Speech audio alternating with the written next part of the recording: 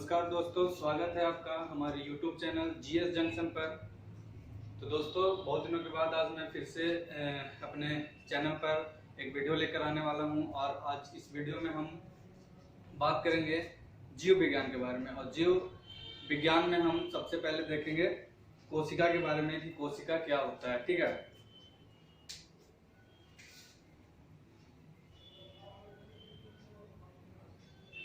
कोशिका, ठीक है, जिसको हम लोग इंग्लिश में क्या कहते हैं, सेल कहते हैं, ठीक ना। तो कोशिका मानव शरीर में वो सबसे छोटी इकाई बोला जाता है कोशिका को, ठीक है ना। मानव शरीर की सबसे छोटी इकाई, मानव शरीर की सबसे छोटी इकाई, ठीक है, सबसे छोटी इकाई।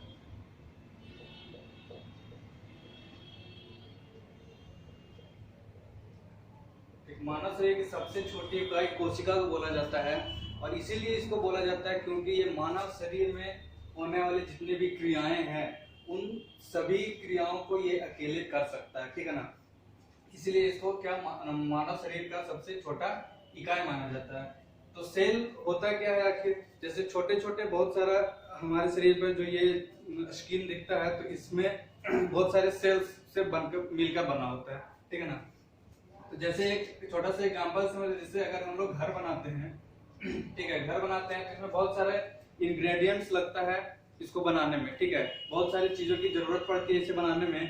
तो जैसे घर बनाने के लिए सबसे पहले हमें क्या, ईंट का जरूरत पड़ता है, ठीक है ना। जब ईंटों को व्यवस्थित क्रम में सजाया जाता है तो एक क्या बनता है, दीवार बनता है या रूम बनता है, ठीक है ना। तो क्या बनता है, जैसे कमरा बना, ठीक है, और ढेर सारे कमरों को मिलाने के बाद एक क्या बन जाता है, घर बन जाता है। उसी प्रकार से हमारे मानव शरीर में भी होता है कि अगर जैसे ये जो सेल है क्या है, कोशिका है, ठीक है ना। तो ढेर सारी कोशिकाओं को मिलने से क्या बनता है, उत्तक बनता है, ठीक है, क्या बनता है, उत्तक बनता है। और बहुत सारे उत्तकों को मिलने से क्या बनता है, अंग बनता है, ठीक है, क्या बनता है, अंग बनता है। मतलब कोशिकाओं के मिलने से जब एक दो या दो से या ढेर सारे कोशिकाएं मिलते हैं तो क्या बनता है, उत्तक बनता है, ठीक है ना। और जब ढेर सारे उत्तक मिलते हैं तो क्या बन जाता है, अंग बन जाता है। और अंगों को मिलने से क्या बन जाता है, फिर शरीर बन जाता है, शरीर। तो ये जो कोशिका है ये भी एक क्या है, कमरे की तरह काम करता है, कमरे की तरह, ठीक ना। इसमें भी बहुत सारे अंग होते हैं, इसमें भी बहुत सारे क्या होता है, अंग होता है, ठीक है ना। कोशिकांग जिसको हम लोग बोलते हैं, क्या बोलते हैं, कोशिकांग जिसको बोलते हैं, ठीक है, जिसको हम लोग क्या बोलते हैं, कोशिकांग बोलते हैं। और उन कोशिकांगों का सबका अलग अलग फंक्शन होता है, अलग अलग कार्य होता है। सबका क्या होता है, अलग अलग कार्य होता है, सबका अलग अलग कार्य होता है, ठीक है। तो इसी विषय पे आज हम चर्चा करेंगे, इसी कोशिका के बारे में हम अभी इसमें कुछ इंपॉर्टेंट पॉइंट्स निकालेंगे और उसको हम समझाने का कोशिश करेंगे कि कोशिका में ये कोशिकांग क्या होता है, कौन कौन से अंग होते हैं, उसका क्या महत्व है, वो क्या फंक्शन करता है, ठीक है ना। इसके बारे में हम जानेंगे। आइए आप जानते हैं कोशिका के बारे में कि कोशिका क्या होता है, ठीक है। तो देखिए यहाँ पे जो पहला पॉइंट है वो कोशिका जीवन की सबसे छोटी कार्यात्मक एवं संरचनात्मक इकाई माना जाता है, ठीक है ना। कोशिका को जो है अभी हम बताए थे कि सबसे छोटा इकाई माना जाता है मानव शरीर का या फिर जीवन का, जो भी कह लीजिए, ठीक है ना। तो कोशिका जो है वो सबसे छोटी कार्यात्मक एवं संरचनात्मक, मतलब कार्य करने में भी और शरीर को एक संरचना देने में भी क्या है, एक सबसे छोटी इकाई माना गया है, ठीक है। अगला पॉइंट है कि कोशिका का अंग्रेजी शब्द, कोशिका जो है उसका इंग्लिश क्या होता है, सेल होता है, ठीक है ना, क्या होता है, सेल होता है। तो सेल का मतलब होता है क्या, सेल एक लैटिन शब्द, ठीक है ना। सेल कहाँ से, लैटिन भाषा, ठीक है ना, लैटिन भाषा सेलुला, ठीक है ना। सेलुला एक वर्ड है, ठीक है, सेलुला एक वर्ड है जिससे क्या लिया गया है, इस शब्द को, सेल को लिया गया है, जिसका अर्थ होता है क्या, जिसका अर्थ होता है एक छोटा कमरा, ठीक है ना। सेलुला का अर्थ होता है एक छोटा सा कमरा। जैसे कमरा में बहुत सारा चीज रखा हुआ होता है, टीवी होता है, गोदरेज होता है, फ्रिज होता है, बहुत सारा चीज रखा हुआ रहता है, सामान रखा हुआ रहता है। उसी प्रकार से सेल में भी बहुत सारे जो इसके पार्ट्स है, बहुत सारे जिसका अंग है, जैसे माइटोकॉन्ड्रिया हो गया, प्लाज्मा हो गया, ठीक है ना, सॉरी प्लाज्मा, राइबोसोम हो गया, जिसको आत्महत्या के थैली भी हम लोग कहते हैं, ठीक है ना, लाइसोसोम हो गया। तो ये सारा चीज कहाँ होता है, न्यूक्लियस हो गया, तो ये सब कहाँ होता है, सेल में होता है, इसलिए इसको हम एक क्या बोलते हैं, छोटा सा कमरा बोला जाता है। अगला पॉइंट है, कुछ जीव जो एक कोशिका के बने होते हैं, ठीक है ना, उसको क्या बोलते हैं हम लोग, एक कोशिकीय बोलते हैं, ठीक है ना। कुछ जीव जो होते हैं वो क्या एक ही सेल के बने होते हैं, जिनका बॉडी जो होता है, जिनका जो शरीर होता है केवल सेल से बना होता है और एक ही सेल होता है, उसको हम लोग क्या बोलते हैं, एक कोशिकीय जीव बोलते हैं, ठीक है ना, एक कोशिकीय जीव। और जो बहुत सारे कोशिका के मिलने से बनते हैं उसको क्या बोला जाता है, बहुकोशिकीय जीव। क्या बोला जाता है, बहुकोशिकीय जीव, ठीक है। चलिए अगला पॉइंट देख लेते हैं। तो इस जो कोशिका है उसका सबसे पहले किसने देखा, कौन से वैज्ञानिक थे, वैज्ञानिक थे एंटोन वॉन लीवेनहॉक, ठीक ना। एक वैज्ञानिक क्या थे, एंटोन वॉन लीवेनहॉक, जो पहली बार कोशिका को देखा था, जो कि एक मरे हुए कोशिका को देखे थे, ठीक है ना, मरे हुए कोशिका को देखे थे और उसका अध्ययन किया था, ठीक है, कौन, एंटोन वॉन लीवेनहॉक। कोशिका के अध्ययन के विज्ञान क्या बोला जाता है, साइटोलॉजी कहते हैं। जो भी वैज्ञानिक जो होते हैं वो जो कोशिका के बारे में अध्ययन करते हैं उस विज्ञान को क्या बोला जाता है, साइटोलॉजी बोला जाता है, ठीक है। तो यहाँ से हम देखें कोशिका क्या है, ठीक है, इसका सबसे पहले किन्होंने अध्ययन किया था, ठीक, और इसको अध्ययन करने वाले विज्ञान को क्या बोला जाता है, साइटोलॉजी बोला। कि कोशिका शब्द का प्रयोग सर्वप्रथम अंग्रेज वैज्ञानिक रॉबर्ट हुक ने 1665 ईस्वी में किया था, ठीक है ना।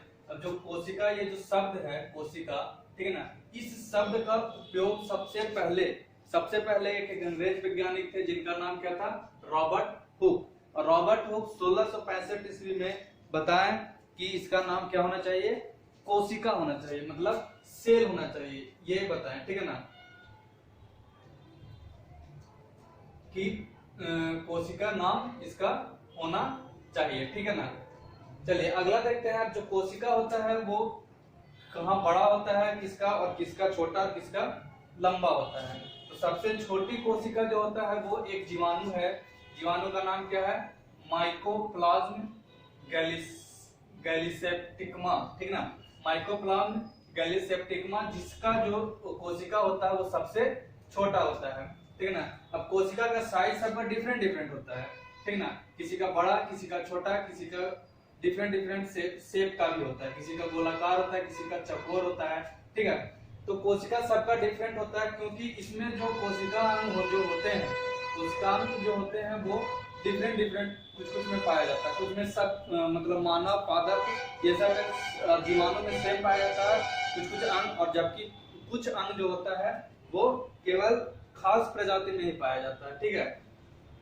तो इस तरीका से कोशिका जो होता है वो किसी में छोटा होता है, किसी में लंबा होता है। सबसे लंबा होता है वो किसका, तंत्रिका तंत्र का जो कोशिका होता है वो सबसे लंबा कोशिका माना जाता है, ठीक है ना। और जो सबसे बड़ी कोशिका होती है, सबसे बड़ा कोशिका, वो किसमें होता है, शुतुरमुर्ग के अंडे की कोशिका। शुतुरमुर्ग एक पक्षी है, ठीक है ना, जिसका जो अंडा होता है उसकी कोशिका सबसे बड़ी होती है, सबसे बड़ा माना जाता है। सबसे लंबा तंत्रिका तंत्र की कोशिका, और सबसे छोटा एक जीवाणु है जिसका नाम क्या है, माइकोप्लाज्म गैलीसेप्टिकमा, ठीक ना, माइकोप्लाज्म गैलीसेप्टिकमा, ठीक है। ये जीवाणु का नाम है जिसका सबसे छोटा और सबसे लंबा होता है तंत्रिका तंत्र का, और सबसे बड़ा होता है शुतुरमुर्ग के अंडे का, ठीक ना। अब यहाँ से देख लेते हैं कि कोशिका का सिद्धांत जो था वो किन्होंने दिया था, ठीक है ना। तो इसका प्रतिपादन सबसे पहले 1839 में माना जाता है, ठीक है ना। सबसे पहला प्रतिपादन इसको 1839 में किया गया, और जो इस कोशिका सिद्धांत को दिए वो उनका वैज्ञानिक का नाम क्या था, मैथियस स्लाइडेन, ठीक है ना, मैथियस स्लाइडेन, और क्या नाम था, एक और थे थियोडर स्वान, ठीक है ना। ये दो वैज्ञानिक थे जिन्होंने कोशिका के सिद्धांत को दिया था, मैथियस स्लाइडेन और थियोडर स्वान। इसका मतलब एक जीव, सभी जीव किस चीज से बना होता है, कोशिका से बना होता है और ये फेल हो गए थे, ठीक है ना, ये फेल हो गए थे यह बताने में, फेल हो गए थे, ठीक है ना, बताने में कि कोशिका का निर्माण कैसे होता है, ठीक है ना, कैसे होता है। तो मैथियस स्लाइडेन जो थे और जो थियोडर स्वान थे, ये दोनों फेल हो गए थे ये बतलाने में कि कोशिका का निर्माण कैसे होता है, ठीक है। लेकिन इन्होंने कोशिका का बताया कि हाँ कोशिका होता है शरीर में और यह किस प्रकार से फंक्शन करता है, ये सारा कुछ इन्होंने सिद्धांत बताया। लेकिन ये बताने फिर वो कि इसका निर्माण भी होता है, अगर एक बार डेड हो गया अगर कोई सेल तो उसका निर्माण हो सकता है। तो लेकिन यहीं पर एक वैज्ञानिक फिर आए कब 1855 ईस्वी में, रेडोल्फ विर्चो, ठीक है ना, रेडोल्फ विर्चो 1855 में आए तो उन्होंने बताया कि कोशिका का निर्माण होता है, ठीक है ना, क्या बताया कि कोशिका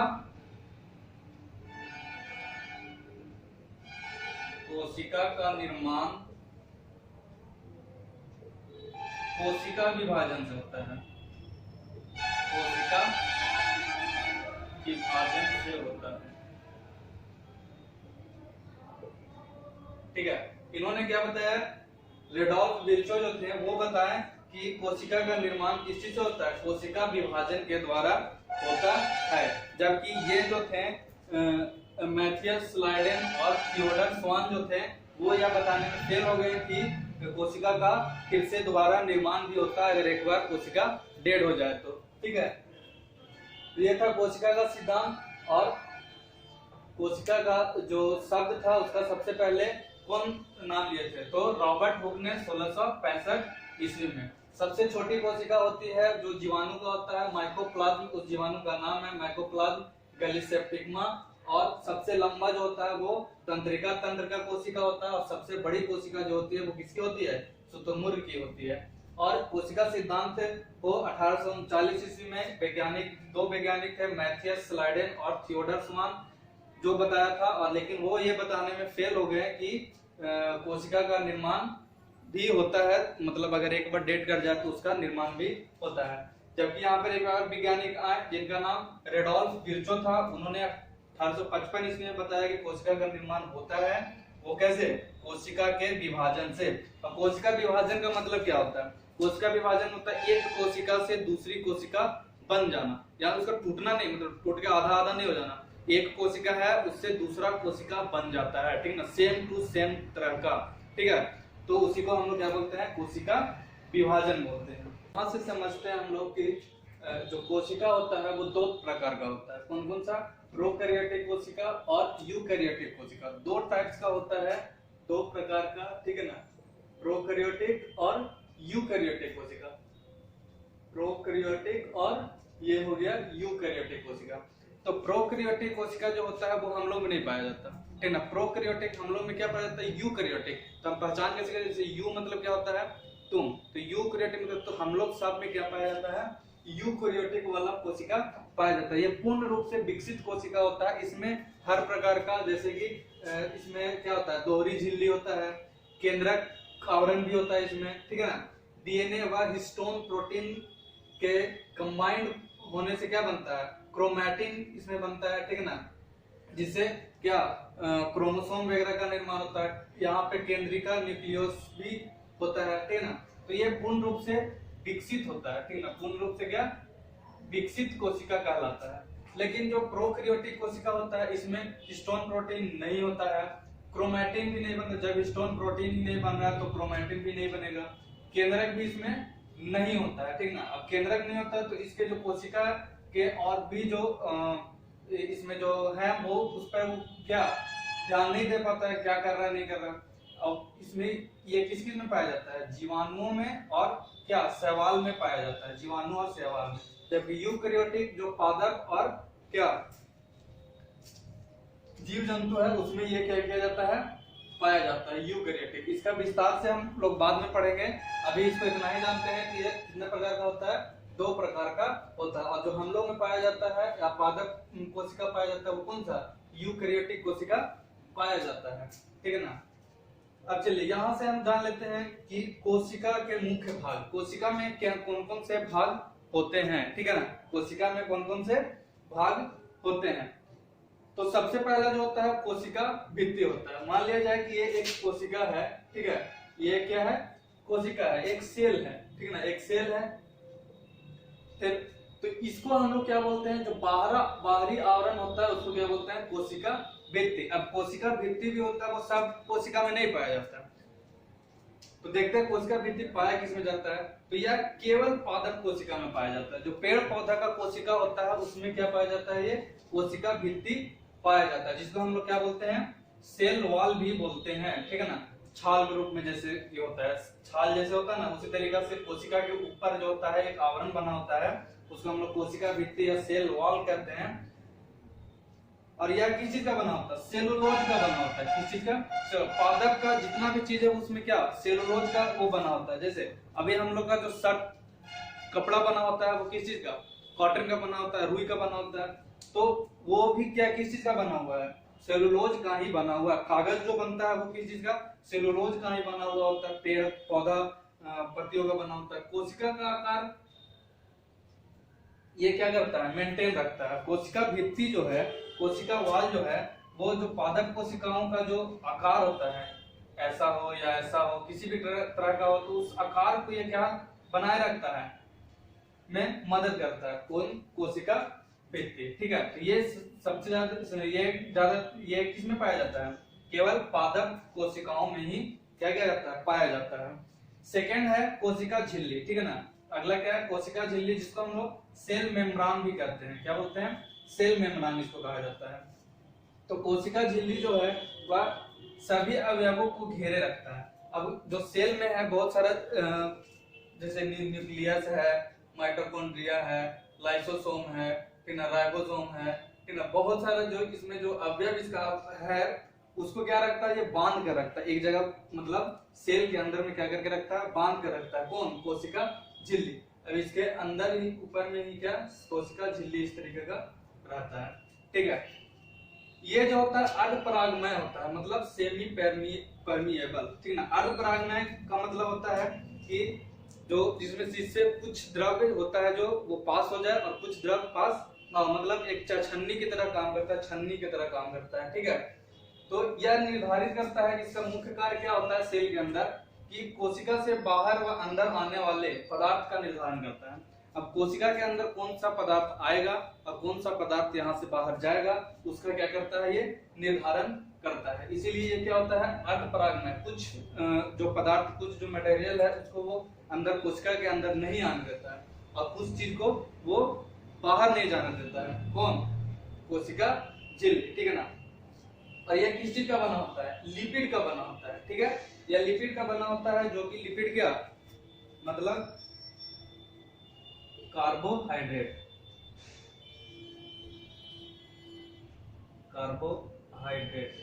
ठीक है, और प्रोटीन, ये दो चीज का ये क्या होता है, बना होता है। कौन, कोशिका झिल्ली के अंदर पाया जाने वाला अंग है, उसके बारे में जान लेते हैं। तो तीसरा जो अंग पाया जाता है वो तारकाय कहलाता है, जिसको हम लोग क्या बोलते हैं, सेंट्रोसोम बोलते हैं। जिसको क्या बोलते हैं, सेंट्रोसोम बोलते हैं। देखिए यहाँ पे ये कोशिका बना हुआ है, एक सेल है, ठीक है, कोशिका, ठीक है। इसका हम लोग सेल वॉल पढ़ लिए, सेल वॉल पढ़ लिए। फिर ये जो बाहरी जो आवरण है इसको हम लोग क्या बोले, कोशिका झिल्ली, कोशिका झिल्ली। एक इसके बारे में हम लोग पढ़ लिए, ठीक है ना।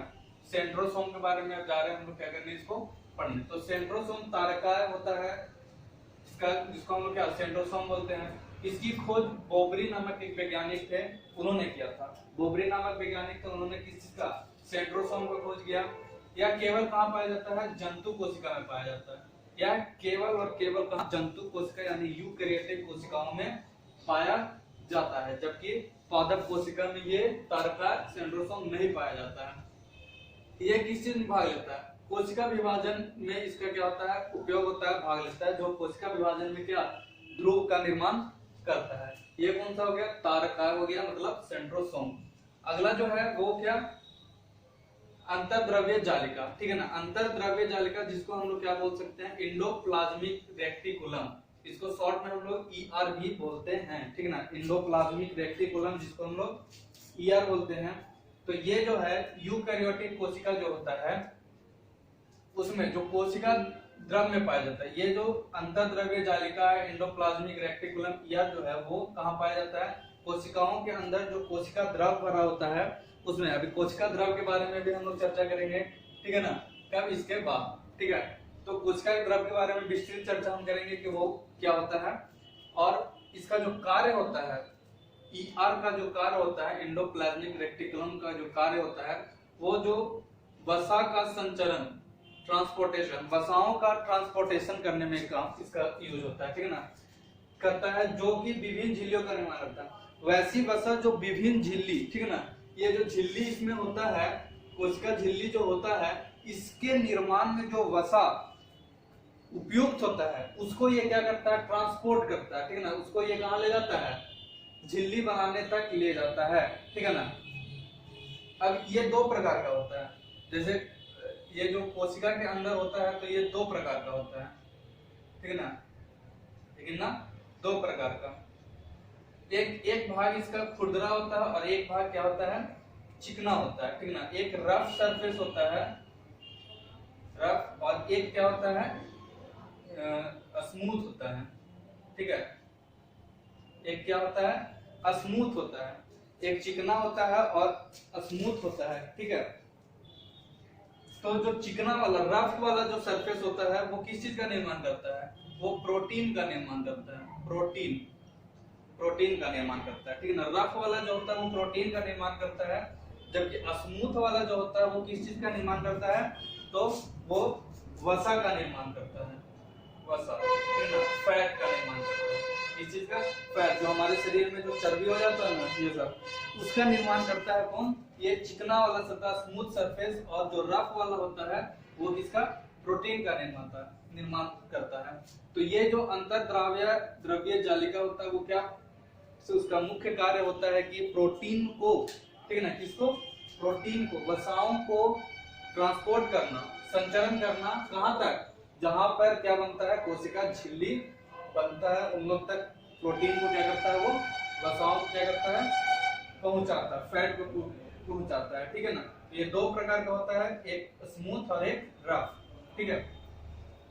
तो आज भर इतना ही, कल फिर हम इसके और आगे चर्चा करेंगे, जैसे माइटोकॉन्ड्रिया के बारे में, केंद्रक के बारे में, ठीक है, न्यूक्लियस के बारे में, और फिर कोशिका द्रव्य के बारे में, और भी बहुत सारा जो इसका अवयव है कोशिका का, उसके बारे में हम चर्चा करेंगे। Thank you so much.